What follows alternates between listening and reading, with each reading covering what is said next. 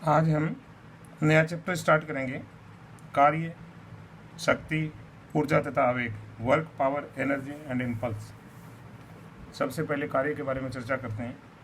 कार्य, किसी बल द्वारा किया गया कार्य उस बल के अनुप्रयोग से बिंदु द्वारा बल की दिशा में चलित दूरी जो विस्थापन कहलाता है तथा बल के गुणनफल के बराबर होता है। अर्थात किसी बल द्वारा किया गया कार्य बराबर बल गुणा विस्थापन। यह आप लोगों ने खूब पढ़ा फिजिक्स में। अचर बल द्वारा किया गया कार्य, यदि अचर बल F क्रियान्वयन बिंदु को A से B तक विस्थापित करता है, किसी कण को या किसी बिंदु से किसी कण को क्रियान्वयन बिंदु A से B तक विस्थापित करता है तो विस्थापन AB हो गया। माना F AB दिशा से थीटा कोण बनाता है। अब F यदि AB दिशा से थीटा कोण बनाता है जबकि विस्थापन AB दिशा में हुआ है तो दोनों की दिशा एक ही होनी चाहिए, तो विस्थापन की दिशा में F का घटक होगा F cos थीटा।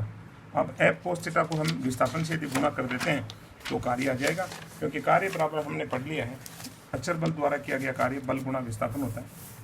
तब बल द्वारा किया गया कार्य बराबर बल तो F cos थीटा और AB की दिशा में AB विस्थापन है, इसलिए F डॉट AB हो जाता है फिर, क्योंकि AB और F दोनों सदिश राशि और cos थीटा आ गया तो दोनों का डॉट प्रोडक्ट करते हैं अपन, तो डॉट प्रोडक्ट किसके बराबर हो जाएगा F into modulus of F यानी F का परिमाण AB का यानी AB विस्थापन और गुणा cos थीटा।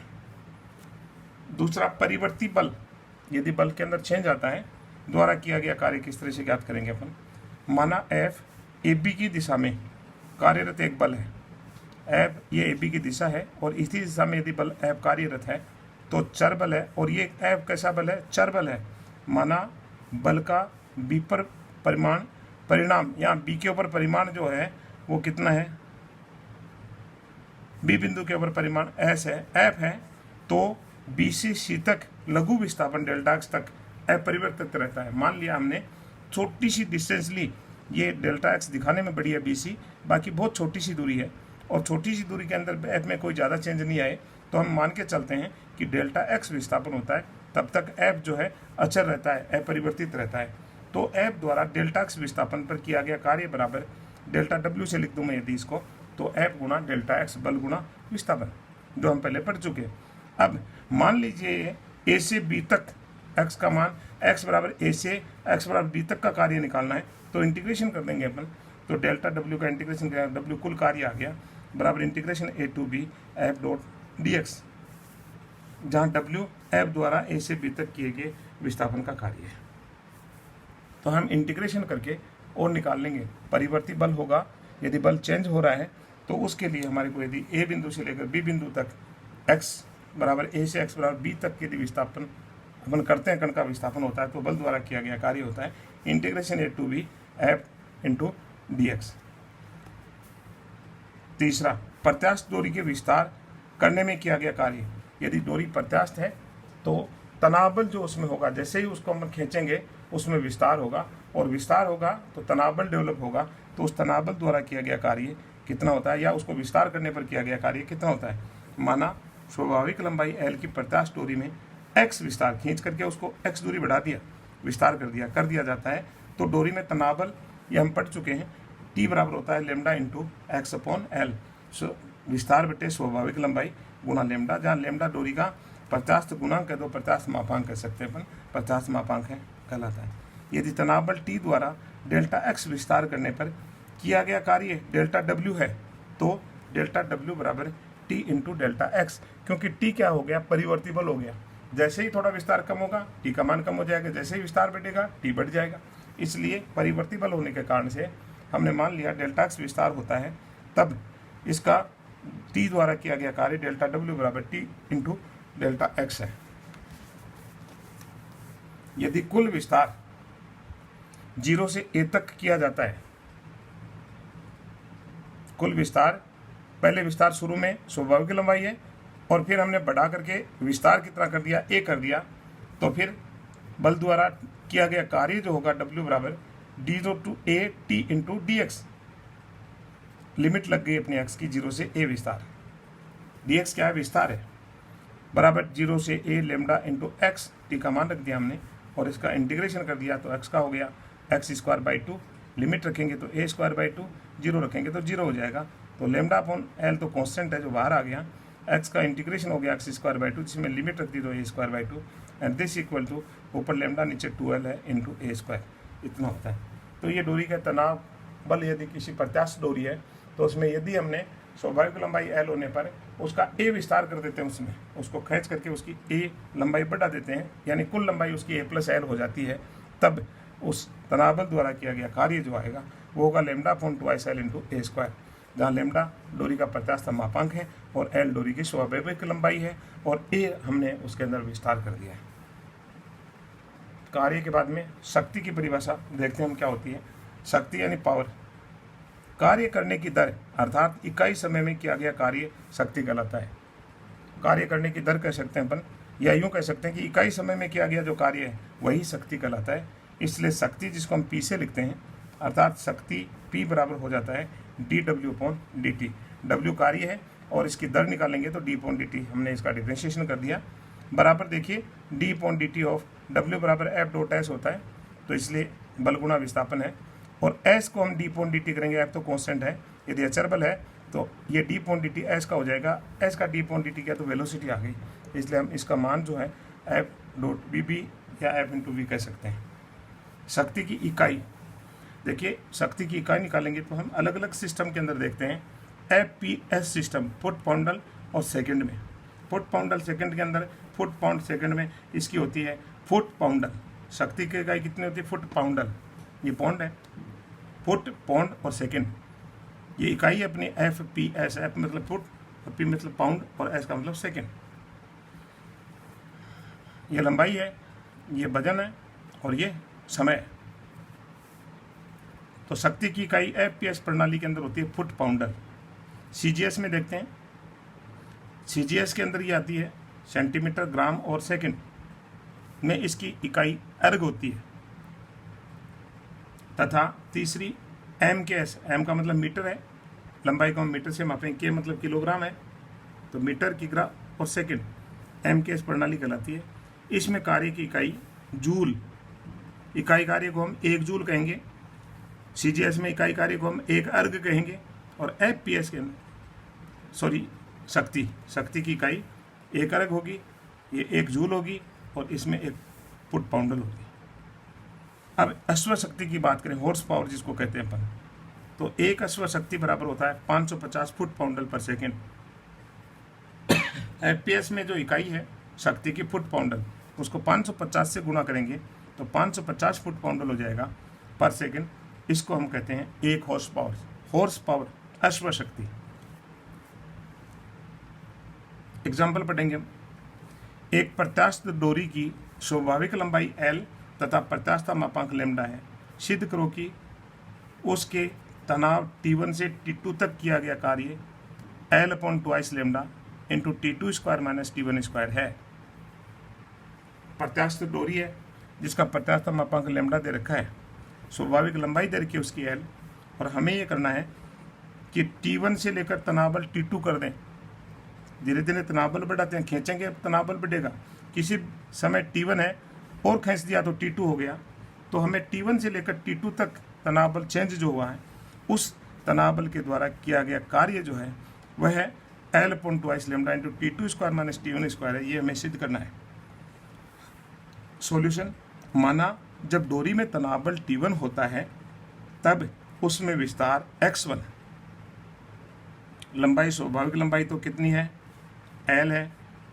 उसके बाद में x1 हमने इसमें प्रसार कर दिया, तो इस बिंदु के लिए अब तनाव बल कितना हो गया? T1 हो गया। बढ़ा करके इसका विस्तार हमने इतना कर दिया, x1 के बजाय हमने x2 कर दिया, तो अब तनाव बल बढ़ गया।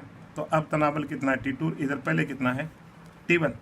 तो विस्तार जो है, जब T1 तनाव बल है उस समय डोरी में विस्तार है वो x1 है, और जब T2 तनाव बल हो जाता है तो डोरी में विस्तार टोटल कितना हो जाता है? यहाँ से यहाँ तक कितना हो जाता है? x2 हो जाता है। ये हमने मान लिया।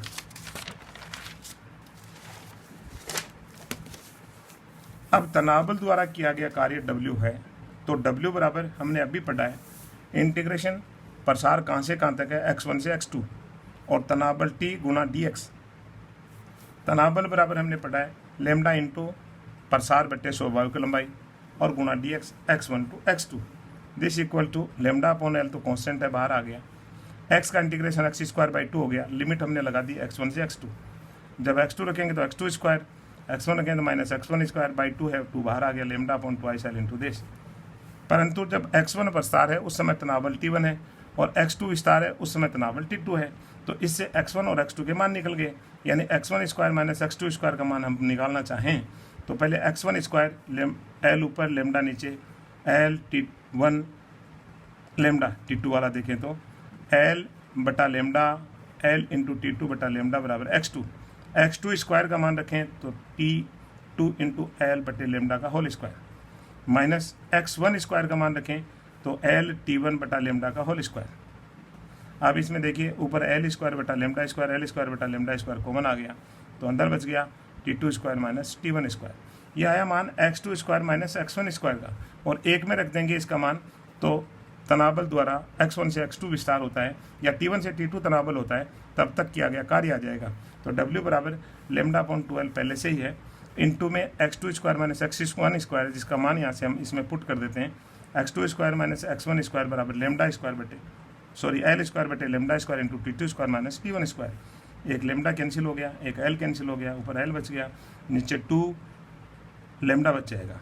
एल तो कैंसिल हो गया, लेमडा भी कैंसिल हो गया, तो 2 लेमडा बच गया और into T2 square minus T1 square, और यही सिद्ध करना था। दूसरा उदाहरण देखते हैं। एग्जाम्पल, m पाउंड भार वाली एक रेलगाड़ी, m पाउंड भार वाली एक रेलगाड़ी n में से एक झुकाव वाले नत तल पर चढ़ रही है। ये नत तल लिया आपने, नत समतल है, ये अपने हॉरिजेंटल खींची है पृथ्वी है जैसे, और इस पर नत तल ले लिया और इसके ऊपर ये रेलगाड़ी ऊपर चढ़ रही है। किसी समय रेलगाड़ी ये वाली है यहाँ से यहाँ तक, और बिंदु से स्टार्ट हो गई और इधर जा रही है। n में से एक झुकाव, ये थीटा हमने यदि कोण मान लिया तो साइन थीटा बराबर 1/n, n में से एक झुकाव होता है। n में से एक झुकाव वाले तल पर, तो यदि थीटा यहाँ पर है, n में से एक झुकाव का मतलब साइन थीटा बराबर 1/n होना चाहिए। तल पर चढ़ रही है, इस पर ऊपर की तरफ चढ़ रही है, और जब इसका वेग v फुट पर सेकंड होता है, FPS पद्धति आ गई है, हमें इन सवालों के अंदर इकाई का विशेष रूप से ध्यान रखना है।